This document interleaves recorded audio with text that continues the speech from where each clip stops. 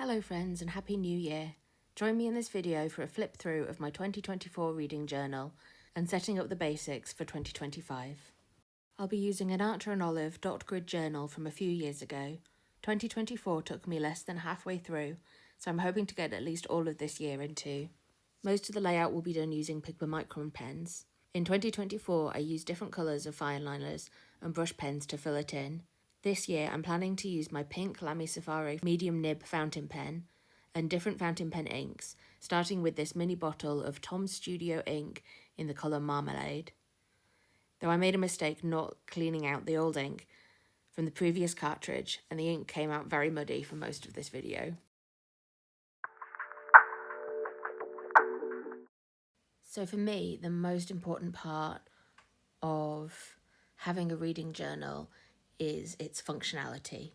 I'd really love a beautiful, artistic journal with monthly spreads and themes, which I tried to do in 2022 and completely failed at, to the point that I had this journal for a year and a half before I finally set it up halfway through last year.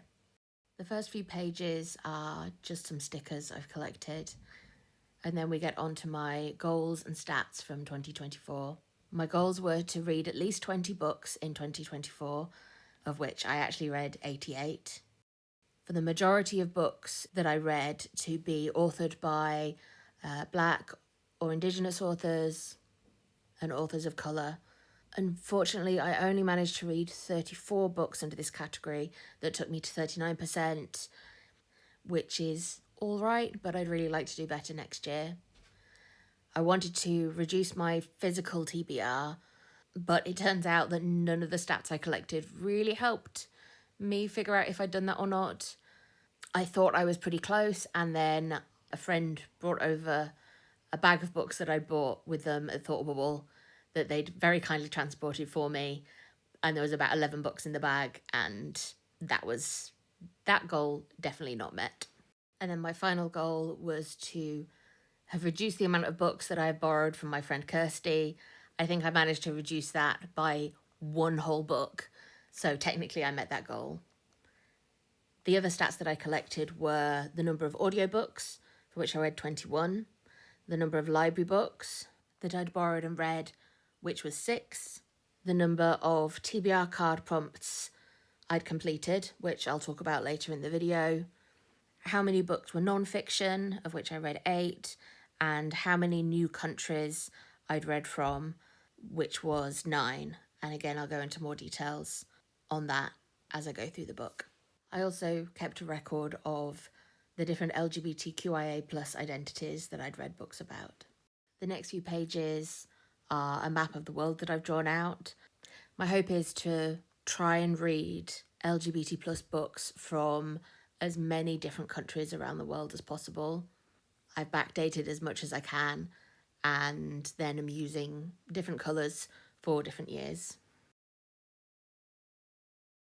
To record my book haul for the year, I decided to draw out a set of bookshelves and write the names of the books on each book. This wasn't enough space. It actually looks quite similar to my own bookshelves, that it's very overcrowded. The extra books that my friend brought over ended up going on a separate page, and all the books that are coloured in are ones that I read in 2024. I made this cute little plaid shirt pocket out of blue paper and coloured pens. It houses the little lending record that I made so I can keep track of books that I borrowed from people, who they belong to, and also books that I lend out. The next pages actually coordinate with the map that you saw previously. This shows which book I've read for each country. For the books that I read up to the end of 2021, I chose yellow, blues for 2022, greens in 23, pinks in 24, and I need to find a new colour for this year. Next we have the first spread of TBR card prompts. I bought these cards from queer booktuber Jessie on YouTube a few years ago. The artwork is stunning and I love the little tin that it's in. The prompts on the cards are great for helping you diversify your reading, including thinking about different types of books you read, as well as books by or about people from marginalised groups.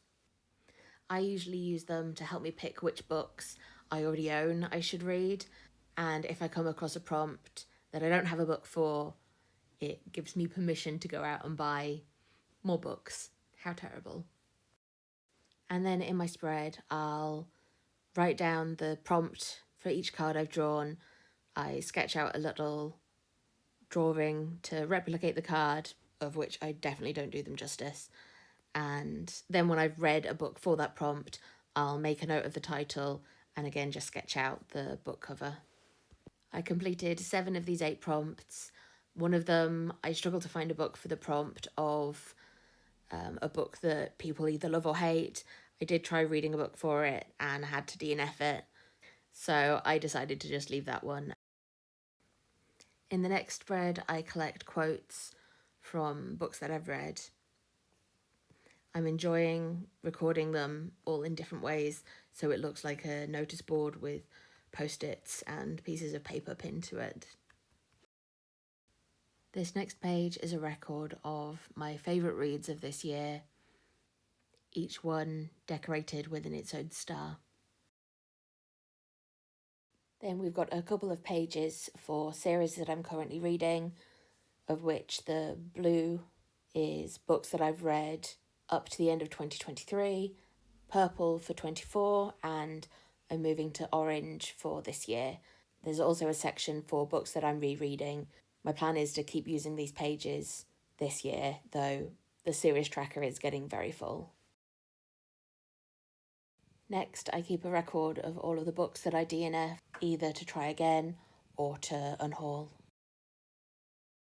Whenever I get a book recommendation, either from a friend or a YouTuber that I follow, I go into my Amazon account, see if it's available on Kindle, and download a free sample. When setting up this reading journal, I realised I had about 450 samples collected on my Kindle, so I listed them all alphabetically by author surname, which I did not have enough space for, so I had to tape in extra paper. And then I read the first few pages or the first chapter of each sample and decided if this was a book that I would want to purchase in the future. These books were then listed in a wish list.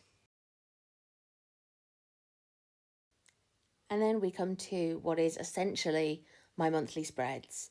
2 pages each. The left-hand page I keep blank, and then when I'm in the mood to decorate it, I'll do that sometimes before the month starts, sometimes several months later. It sits by my bed and is just a place that I can do some drawing when I feel like it. I put stickers in as well. The right-hand side is quite a simple TBR list, starting with the box at the top for the following month's book club read, and then a space for 3 books for me to choose to try and read that month. I pick my TBR based on fulfilling prompts either from my goals or from the TBR card prompts. My favourite drawings of the year were the spread that I did based on Alice Oseman's books, the original book covers, the hand I drew in October where I was drawing a whole series of hands for Witchtober, November's spread, which I have only just completed in this last few weeks, and the final spread of the year, which was actually just paper from a paper bag and a flyer. Next is the second lot of TBR card prompts. I actually messed this up a little bit. Halfway through, I skipped one, I think, so some of the prompts were written next to the wrong image of the card, so you can see where I've cut out some paper and stuck it over the original mistakes. I also drew the wrong book for one of them, so did the same thing with a new piece of paper over it. Because I didn't finish all 8 prompts, I'm going to continue using this into 2025. So that's it for the flip through for the 2024 half of the journal. Moving on to this year's, I've started it with a book haul spread, this time over 2 pages, and I've decided to split it to see where I'm getting my books from. So at the moment, I've got the top left shelf for books that I've bought from a queer bookshop. That's probably going to be the majority of the books that I get. So I'm definitely leaving several shelves for that. I've got a shelf for books that I buy secondhand. As much as I'm trying not to actually buy from Amazon, I do use their Audible and Kindle books quite a lot. I find them really accessible, especially if my insomnia is bad or I've got really bad fatigue. So I do have a section for that. I've got a section for borrowed books that I borrowed from friends, and then a separate section of books borrowed from the local library. I especially find the library one quite helpful because I'll often borrow a book, and if I don't actually get to it very quickly, I'll tend to just give it back because I don't want to hold on to them too long. So I'm not so worried about having to finish all of those books. I really enjoyed drawing this out. I made a bit of a mistake in the top left picture frame because I'd not left enough space to write queer bookshops. So I actually just covered it up with some pretty washi tape that I have. One of the posters on the wall is also made of washi tape. 2 of them I've drawn and coloured in. I used a Pigma Micron pen to do all the outlining of this. I think in 05, possibly 08 for the shelves, I think. And I've got a collection of brush pens, mostly Tombos, that I've used to do the colouring in. I didn't want to draw all of the books out in one go because I knew I wouldn't have energy to do the rest of the setup if I did. So I've left plenty of space for filling in as I buy or get more books over the year. There's also space for me to draw more things like plants or other things you'd find on shelves if I don't actually need this much space. I've decorated 2 of the posters, but I've also left some empty. Again, in case I am feeling creative but don't really know what to do, I can just open my reading journal and fill them in at some point. Next, I had already set up my goals and stats for 2025. One of my friends suggested, instead of doing a set goal for some of them, to do it on a scale. So, for example, number of books read. My minimum that I want to aim for is 30, which I don't think is going to be a problem. And then it's almost like stretch goals of then aim for 50, then 70, then more than that. The next goal is, again, to have read more books by Black and Indigenous authors and authors of colour. My minimum aim is for 40%, which just beats out what I did last year with the stretch goals of 50, 60, and then more than that. I want to reduce my physical TBR, and this year I've actually counted out the number of books in my physical TBR to start with, so I can see if I have reduced that. Reduce the number of borrowed books I have. Read more books from new countries from the world map that I have been filling in, and completing TBR prompts. Again, those last 2 are kind of on a scale of different goals.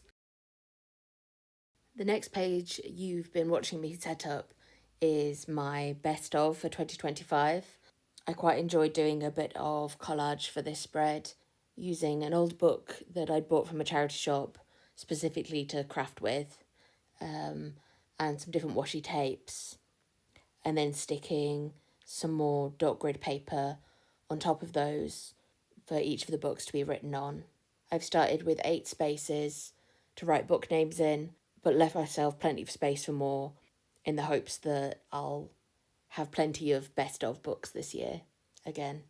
In fact, I've even been able to write my first one in already. The first book I finished this year was A Scourge Between Stars by Ness Brown, which is a queer sci-fi novella, and I loved it so much, so it was first on the list. Now we're on to the monthly spreads. I've already gone through and created the boxes for the book club and the additional boxes for the rest of the monthly TBRs. I've been able to go through and write in the book club books for the next 12 months and filled in January's books that I'd like to read, which I've actually made quite a good start on already. As I said in the first half, I'll leave the left-hand pages blank and do something creative on them when the mood takes me. The final few pages for now are going to be another section of samples that I've collected on the Kindle.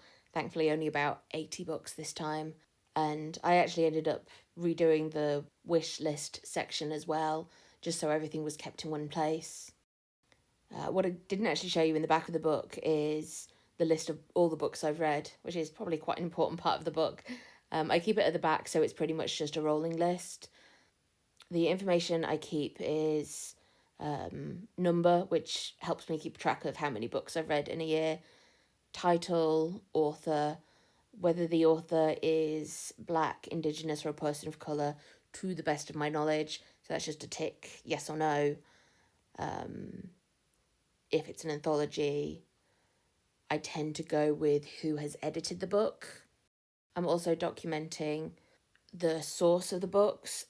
I thought this would help me keep track of which books are actually coming from my current physical TBR, to see where I tend to get most of my books that I'm currently reading, as opposed to the books that I'm buying or being gifted, and then a rating that is space for up to 5 stars.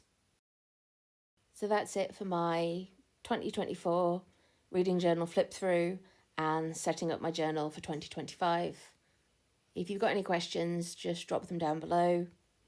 I'm probably not going to document much more about this journal here on YouTube until the end of the year, but if you follow me on Instagram as Drawn in the Fog, I sometimes post the left-hand pages for my monthly spreads on there.